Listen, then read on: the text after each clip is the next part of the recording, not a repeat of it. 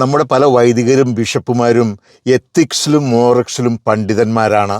ലിറ്റർജിയിലും cannon നിയമത്തിലുമാണ് ഒട്ടുമുക്കാൽ പേർക്കും PhD. എന്നാൽ moral തിയോളജിയിൽ doctorate ഉള്ളവരും ധാരാളമുണ്ട്. ഇങ്ങനെ വലിയ വലിയ ഡിഗ്രികൾ ഒന്നുമില്ലെങ്കിലും തന്നെ സാമാന്യ മനുഷ്യനറിയാവുന്ന ഒന്നുണ്ട്: സ്വന്തം മനസ്സാക്ഷിക്ക് വിരുദ്ധമായ ഒന്നും ചെയ്യാതിരിക്കുക.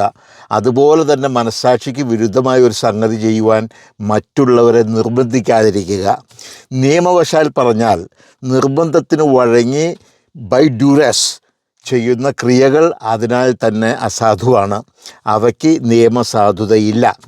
ഈ സാമാന്യ ജ്ഞാനമില്ലാത്ത ഒരു വൈദിക മേലധ്യക്ഷന്മാരും നമ്മുടെ സഭയിലില്ല എന്ന് ഞാൻ വിശ്വസിക്കുന്നു.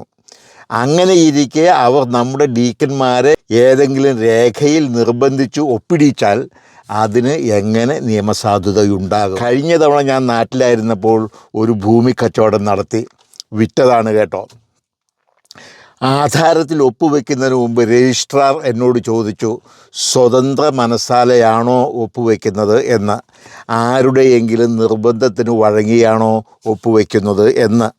അല്ല എന്ന് ഞാൻ വ്യക്തമായി പറഞ്ഞതിന് ശേഷം മാത്രമാണ് അദ്ദേഹം എന്നെക്കൊണ്ട് ഒപ്പിടിയിപ്പിച്ചത്.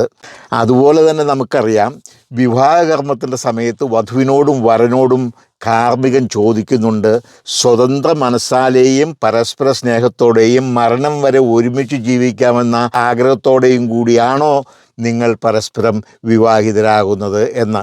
അപ്പോൾ ഈ വ്യവസ്ഥകൾ എല്ലാം അനുസരിച്ച് എത്തിക്സ് ആൻഡ് മോറൽസിൻ്റെ അടിസ്ഥാനത്തിൽ നമ്മുടെ ഡീക്കന്മാരെ കൊണ്ട് നിർബന്ധിച്ച് എന്തെങ്കിലും ഡോക്യുമെൻറ്റിൽ ഒപ്പിടിച്ചാൽ അതനുസരിച്ച് പ്രവർത്തിക്കുവാൻ നമ്മുടെ ഡീക്കന്മാർ തീർച്ചയായും നിയമപരമായി ബാധ്യസ്ഥരല്ല. 2 ദിവസം മുമ്പ് ഞാൻ ഫാദർ ജോസ് വയലിക്കോടത്തിൻ്റെ ഒരു പോസ്റ്റ് കണ്ടു. അതിൽ അദ്ദേഹം നിർദ്ദേശിക്കുന്നത് ഡീക്കന്മാരുടെ മാതാപിതാക്കൾ മെത്രാൻ സിനഡിനെതിരെ കോടതിയിൽ വെവ്വേറെ പരാതികൾ കൊടുക്കണമെന്നാണ്. അത് എത്ര പ്രായോഗികമാണ് എന്നതിൽ എനിക്ക് വ്യക്തിപരമായി സംശയമുണ്ട്. എൻ്റെ അഭിപ്രായത്തിൽ മെത്രാന്മാർ പറയുന്ന ഉടമ്പടിയിൽ ഡീക്കന്മാർ ഒപ്പിടട്ടെ, എന്നിട്ട് അവർ പട്ടം സ്വീകരിക്കട്ടെ. അതിനുശേഷം അവർ സത്യം വിളിച്ചു പറയട്ടെ. അതായത് സമ്മർദ്ദത്തിന് വഴങ്ങിയാണ് മനസ്സാക്ഷിക്ക് വിരുദ്ധമായി ഞങ്ങൾ പ്രസ്തുത ഉടമ്പടിയിൽ ഒപ്പുവെച്ചത് എന്ന്. അപ്പോൾ അങ്ങനെയുള്ള ഒരു ഉടമ്പടിക്ക് കോടതിയിൽ പോലും നിലനിൽപ്പ് ഉണ്ടാകില്ല. ബിഷപ്പുമാർക്ക് വേലത്തരം കാണിക്കാമെങ്കിൽ ഡീക്കന്മാർക്കുമാകാം. സമവായമനുസരിച്ച് ഡീക്കന്മാർക്ക് പട്ടം കൊടുക്കാമെന്ന് സിനഡ് വാക്കുകൊടുത്തതാണ്. അതാണ് ഒരു സങ്കോചമോ ഉളുപ്പോ ഇല്ലാതെ അവർ ലംഘിച്ചിരിക്കുന്നത്. വാക്കുമാറുക എന്നത് ബിഷപ്പുമാരുടെ മാത്രം അട്ടിപ്പേറല്ല എന്ന് നമ്മൾ അവരെ പ്രവൃത്തി കൊണ്ട് കാണിച്ചു കൊടുക്കണം. ഇങ്ങനെയൊക്കെയാണെങ്കിലും നമ്മുടെ ബിഷപ്പുമാർക്ക് നല്ല ബുദ്ധി കൊടുക്കണേ എന്ന് ഞാൻ പ്രാർത്ഥിക്കുകയാണ്. ന്യായമായും അർഹിക്കുന്ന പട്ടം അവർ നമ്മുടെ ഡീക്കന്മാർക്ക് കൊടുക്കട്ടെ എന്നാണ്. ഇതൊന്നും നടക്കാത്ത പക്ഷം എറണാകുളത്തെ വിശ്വാസികൾ നിലപാടുകൾ കടുപ്പിക്കണം. സമവായത്തിൽ നിന്ന് പിന്മാറണം. ബിഷപ്പുമാരെ ബഹിഷ്കരിക്കണം. സിനഡ് കുർബാന അർപ്പിക്കുന്ന പള്ളികൾ അവ നിർത്തലാക്കണം.